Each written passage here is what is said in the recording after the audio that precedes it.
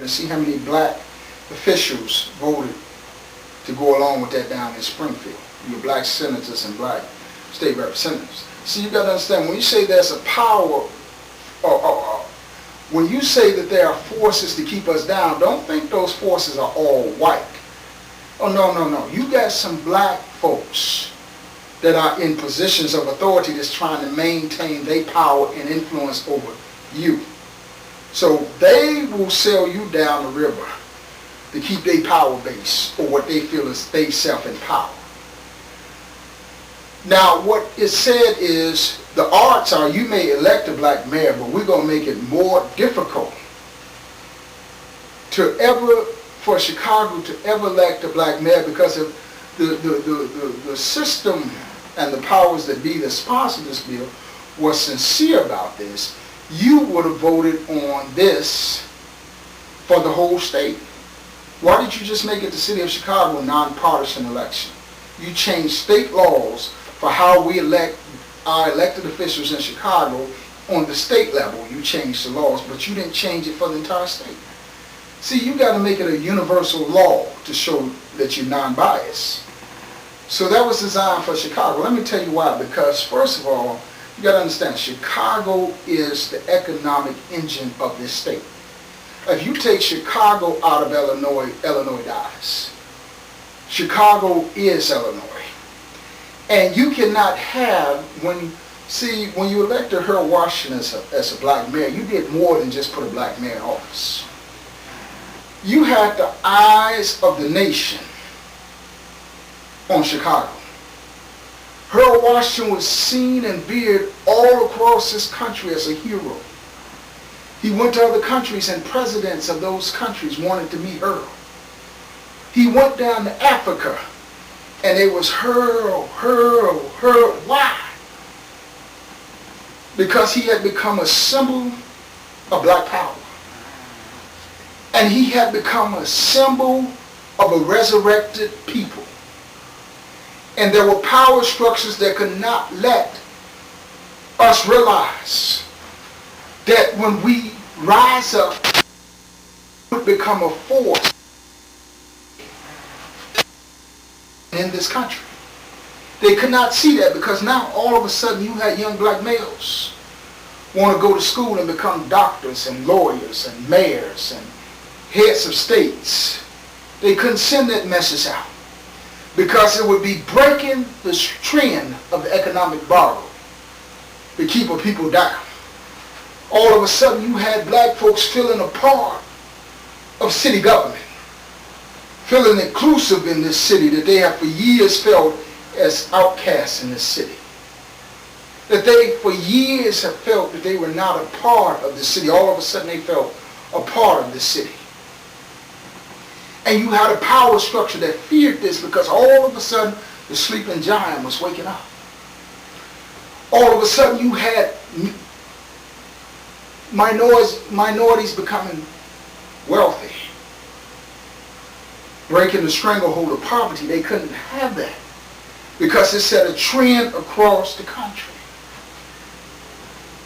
And you see, we have leadership that will oppress a people, that have oppressed a people and have not done nothing for them, to keep them down, to keep them feel like they have rule over them.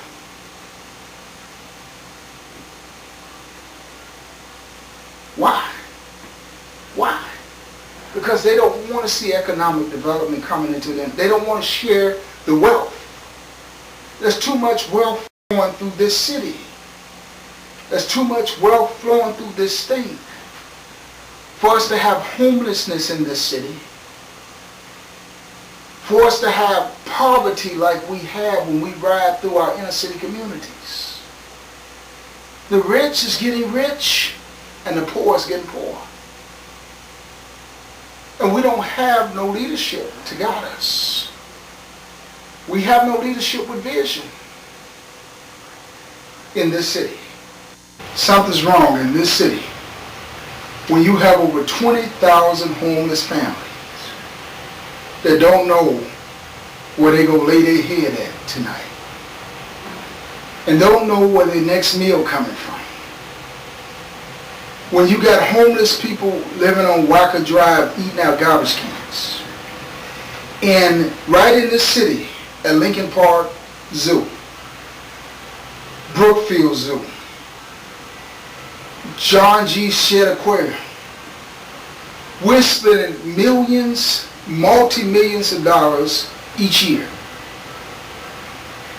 to feed animals and to house animals.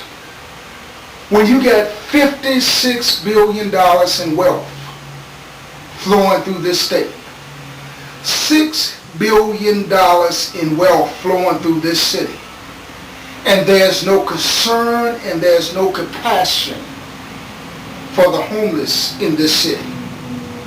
And don't let nobody tell you there is a homeless problem in this city. Yet we spend over $50 million a year to pay the salaries of our state and city elected officials. And there's no concern about the homeless, but yet we got dog pounds in this city that we will catch a stray dog, a stray cat, and house them 24 hours in a warm shelter, clean them up, give them shots and food. And right here in this city, we got homeless people. We got people that can't pay their rent, living below the poverty.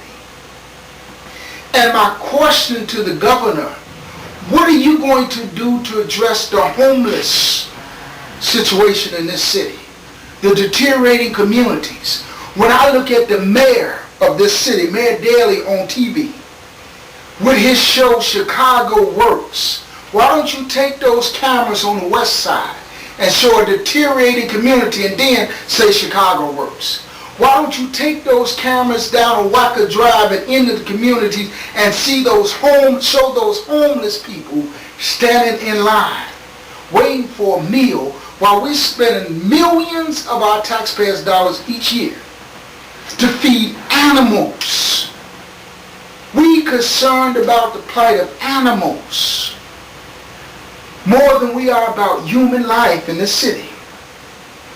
And we got state representatives, state senators, we got aldermen in this city and in this state that is collecting $50 million a year off the taxpayers, and there is no concern. When we spending $300 million to build a Millennium Park, $3 billion to renovate Wacker Drive, and billions of dollars being spent on a Dan Ryan as I speak for reconstruction. And we have no concern or compassion about the homeless, the plight of the working poor in our inner city communities. And we paying all these elected officials.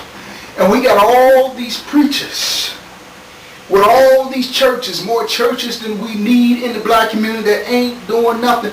When you go feed somebody, when you going to get up from the trough of those that are in power and stop drinking at the trough and eating at the table? And when you going to say to the leadership, we demand you to do something about the plight of the misfortunate in this city? And your leadership is so disconnected because there's too much wealth flowing through this city and this state for homeless, deteriorating communities, and you have no leadership speaking out about nothing going on. Who's going to be the leaders of the city? Who's going to stand up at the gate and cry loud and spare not about an injustice for people, for the have-nots? We ain't concerned about the have. We ain't concerned about the rich. We ain't concerned about the folks that's making it. We got to be concerned about the have-nots, the disinheritance of this city, the outcast of this city. I'm going to tell you what you need, though. You need to bag a trucker. Instead of putting all these black folks in jail, it ought to be a crime in America and in this city. And all these elected officials and so-called leaders need to be hauled off to prison for neglect, for misuse and misrepresentation of the people.